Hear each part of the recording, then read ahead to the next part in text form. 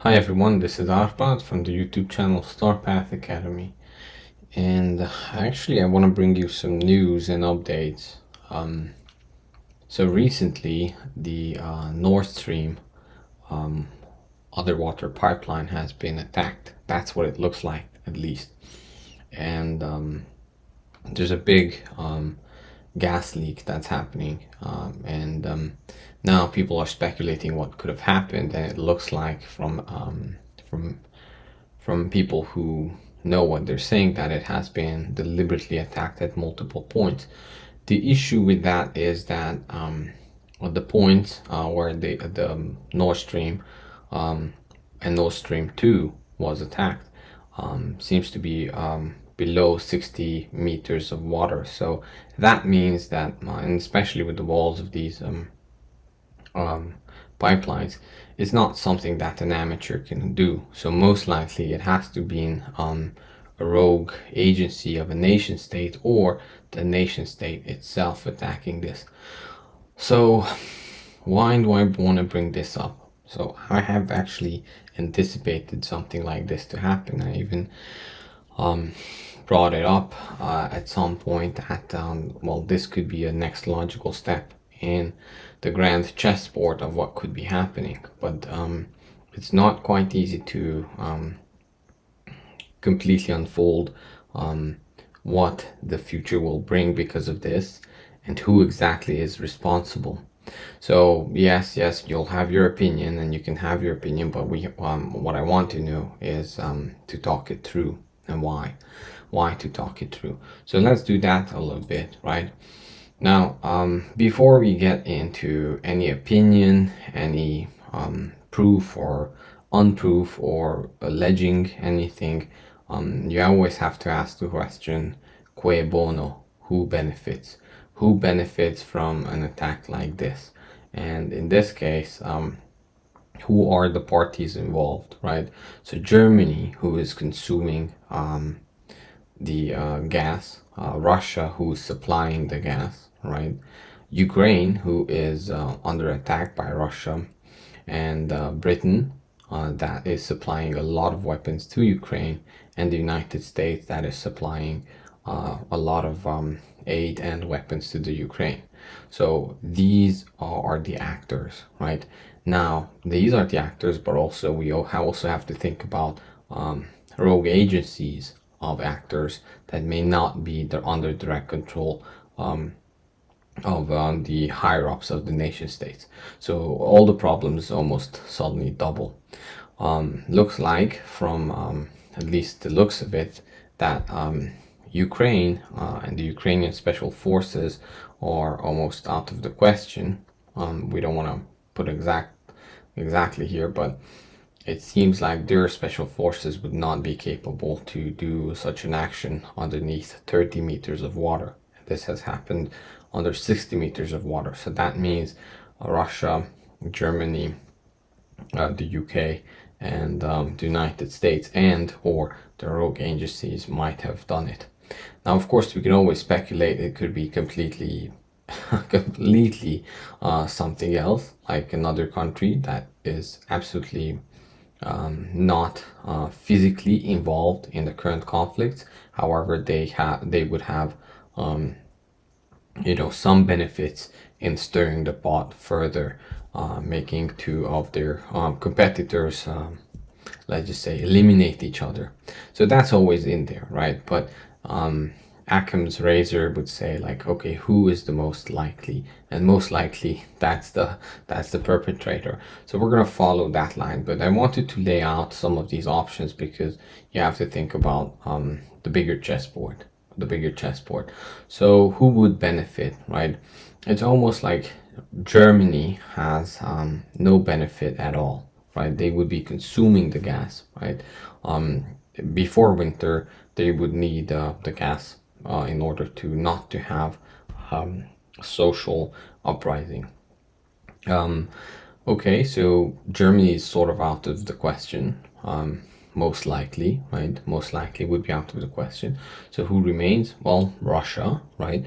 Russia, technically they are getting paid for the gas, right? So there would be no reason why they would do that on the surface. However, they have been kind of messing around with gas pressures lately, and you know, using this energy dependency of Germany on Russia as a leverage, right? So you would think that, okay, on the surface they would have, you know, no no benefit at all.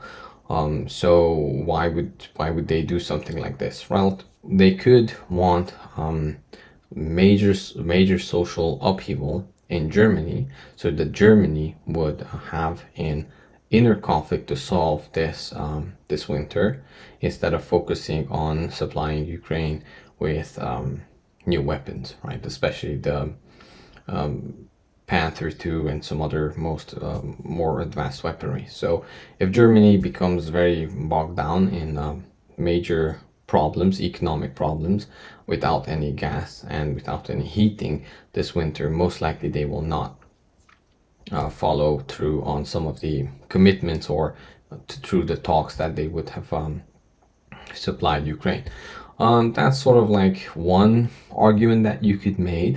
However, it doesn't necessarily kill Germany completely. So if Germany would find out that Russia was the perpetrator, that would mean that even more trouble could be heading Russia's way in Ukraine, because Germany overreacting this. So that would be a risky bet from the Russian side. And also what could be happening is that if you have a leverage on a country like Germany, that you can threaten, you know, the shutting off the gas, right? That is almost like a bigger advantage than actually shutting down the gas. So if you think about it, the threat of an action holds a bigger knife to the neck of Germany, instead of the action itself, because once the action is done, then you have no leverage anymore over them. So logic would say that they would not want to do this unless they have something else up on their sleeves that we don't know about from Russian side. So okay, so who's next, right? Well, we have the UK, which nobody talks about, but the UK has been meddling a lot in the business of Russia and Ukraine, and probably for good reasons. And you know, I'm pretty sure that Ukrainians are happy about it, but we cannot say that they would not be up to something like this, knowing the history of the UK around the world, and they're very capable troops. And of course, last but not least is the US. So why would the US do such a thing? Isn't Germany a great ally of the US, right? Well, yes, of course it is. You could say that, especially having a lot of American bases on Germany. You could say they are such a great ally that we have to keep a lot of troops in there, right? To make sure that we have control over Germany, right? If time would be different, then we would have no social media or no media at all in a point in history. You could say if one country has so many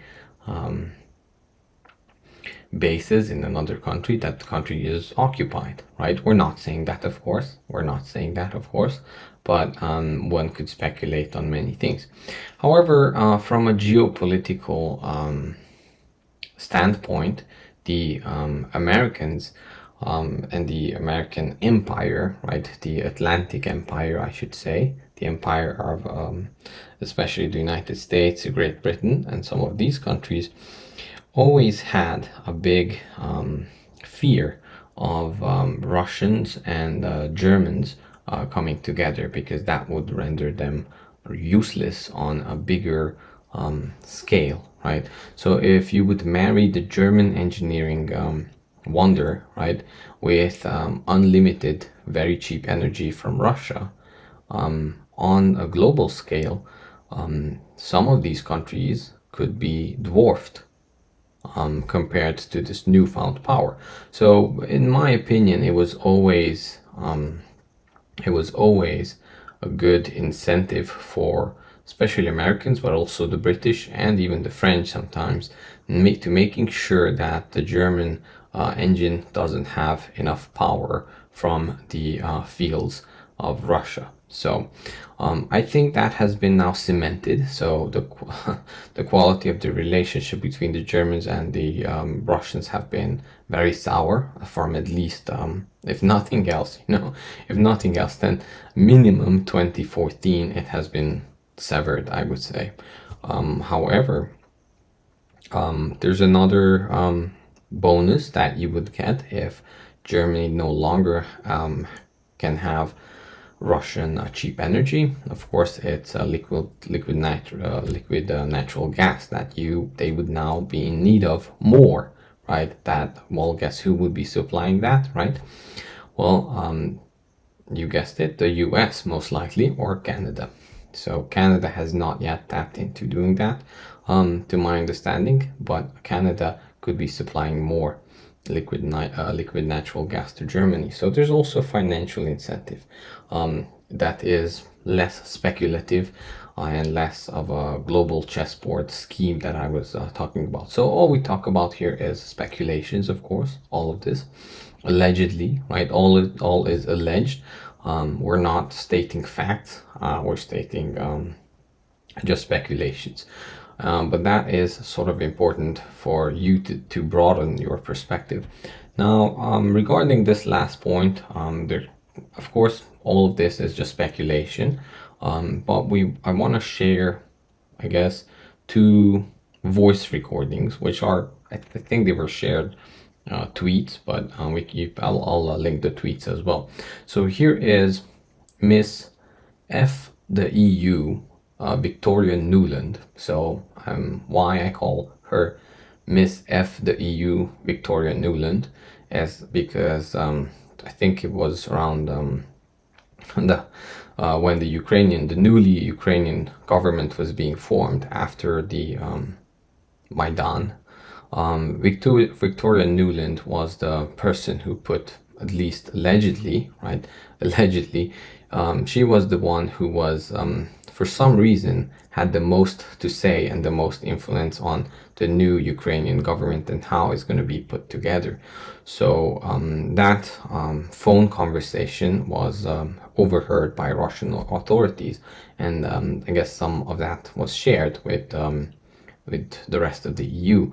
How, I guess, the United States, Victoria Nuland doesn't necessarily care what the EU has to say, and she has somehow, by some magic, authority, how a different country on the other side of the world puts together their government, right? So, or their cabinet, and it's a quite it's a quite interesting thing to hear, but I think you most likely heard that. So here is Victoria Nuland again in January 27th, 2022, right? And let's hear what she has to say. With regard to Nord Stream 2, we continue to have very strong and clear conversations with our German allies, and I want to be clear with you today. If Russia invades Ukraine, one way or another, Nord Stream 2 will not move forward. Okay, so just repeat the important part. With you today. If Russia invades Ukraine, one way or another, Nord Stream 2 will not move forward. Okay, so one way or the other, right? Okay, so let's move on to Joe Biden, right? Now, of course, what Joe Biden says may not be that important. You can, yeah. Anyway, but let's hear what he has to say. And I'm gonna play it now. Question first: if Russia invades, that means tanks or troops crossing the border of Ukraine again. Then there will be no longer a Nord Stream 2. We will bring an end to it. How will you do that exactly, since the project and control of the project is within Germany's control? We will, I promise you, we'll be able to do it. Okay. Very Trumpian vibes, by the way, here. Right. So, yeah, so you can have your own opinions about all of this, and all of this is speculation, but these are words that they said, right? And it doesn't matter which party or which president or which whatever you want to say. I think the grand chessboard, the Brzezinski's grand chessboard, is much more important in the world order than one president or the other. So these are all leverages that some countries hold, or I would say almost knives that some countries hold to the throat of other countries, and back and forth in order to play the grand chess, you know. So that is something what I wanted to say. Now, of course, more speculation here is that the former prime minister, I guess, sorry, the defense minister, right?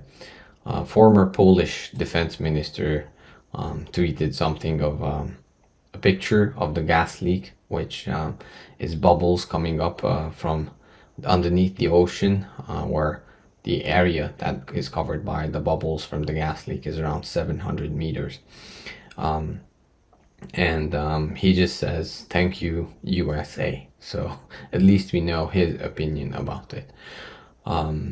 Now, another thing that we can talk about is how, according to the Spiegel, which is a German magazine, the Spiegel, said the US Central Intelligence Agency, which is CIA, recently warned Berlin about the increasing signs of a possible planned attack on the Nord Stream pipeline system.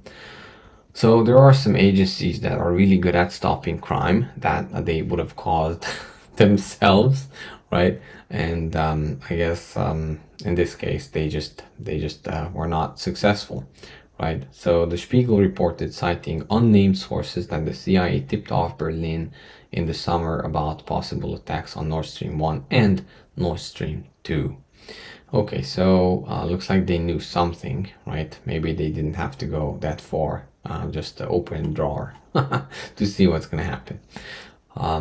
Okay, so I'm not sure from the Ukraine's standpoint, is this a good thing or a bad thing? It will definitely poke some countries in the bad way, I'm not sure, but I don't think it matters that much. I think, you know, it's not like this would have changed Russia's plan, but this might have changed Germany's plan, and this might warrant a react from Russia's side that they are hoping to have an overreaction on the reaction from the United States side. So again, all of this is speculation, but imagine, you know, the World War One, how the US was brought in to the World War was the sinking of the Lusitania, right? So look that up, but it was a passenger ship allegedly carrying arms, right? And when the Germans said that they will destroy any ship carrying ammunition and arms, and then you had the conflict, because this was well, let's just say a big tragedy, because a lot of people died because there were passengers there as well. So you know, you don't have to have too much imagination in order to spark something big. One could say, you know, one could speculate on the internet that let's say a response for this action could be sinking some ships, which are actually huge bombs of liquefied natural gas that could be heading to Germany's way in order to help Germany. Now, if someone would be constantly sinking those ships, then that would be absolutely horrible for Europe and horrible for Germany, and as the world, completely chaos. But let's just say that doesn't happen, right? Okay, so now we kind of exhausted a lot of options here. What does this change?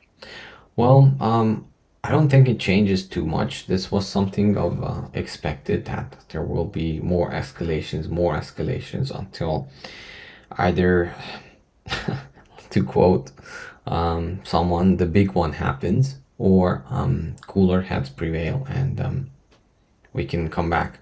The issue is there's a lot of tricks up in their sleeves, both for the US and both for Russia, and all we have to think about is the Cuban Missile Crisis in order to think where this could go in a very, very bad direction. So let's hope none of that happens. Let's hope this was just an accident and that it will be fixed soon, and nothing will happen, which would be ideal. But almost you could say that this was expected, or something like this was expected, and yeah, it was weird for sure. Now, some more speculation. Of course, you could say that there are other Twitter people, I guess, who says that, well, that's a funny coincidence that September 2 maneuvers by a US helicopter with the call sign of FFAB123. Then it was assumed that this board was from the USS Kearsarge air wing, and today more details were looked. According to adsb.nl, this call sign was used by 6 boards, and looks like this an aircraft with this call sign did fly almost exactly on top of Nord Stream 2.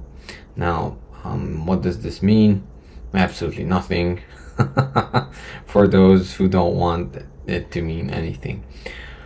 Okay, everything is just speculation, but I think what this shows you is that we are going to have a very cold winter in the European Union, especially now with the election of let's just say a new party in Italy, which you should look into that, what that party is trying to achieve, if they can form government or not.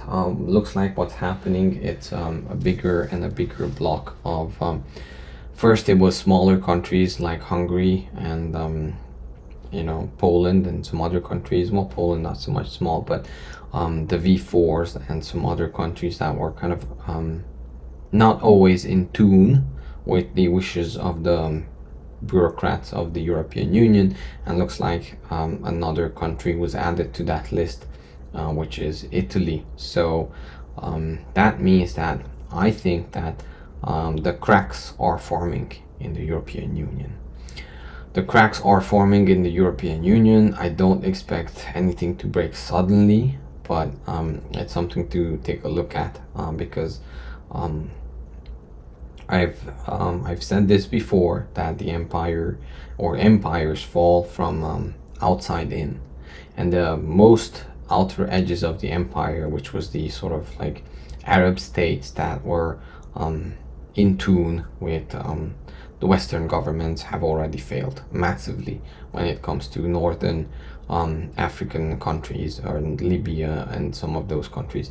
So they have failed in the sense that they have already cracked up. Their economies went completely nuts, hyperinflation, starvation, and all of the rest. Now we are talking about Azerbaijan, and we're talking about Japan, of all places, Japan.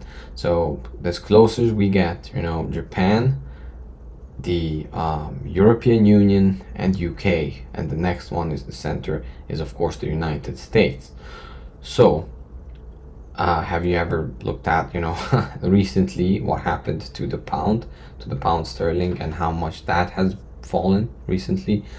So how about the yen, right? How about the euro becoming 1-to-1 with the dollar, right? I believe, it's all just a belief, but I think when the euro loses suddenly a lot of value, and the euro crashes completely, we will only have weeks, probably just a few weeks before the whole system collapses, because at that point we're so close to the center that it will panic most people who are smart in the center. You know, if you were really smart, you would be already panicking, or even over the panic. But you know, I'm saying the rest of the people who don't watch this channel. So at that point, we'll have weeks. Now, again, I have to double check this, but to my understanding, some companies in the UK have stopped issuing mortgage and some other stuff as well. So there are definitely economic stuff happening as well that we're not going to get into this video. But all I wanted to do is give wild theories for you. So hopefully that opens up your mind and start seeing more clearly when something shows up on the radar. All right, that's it for this show, and talk to you later.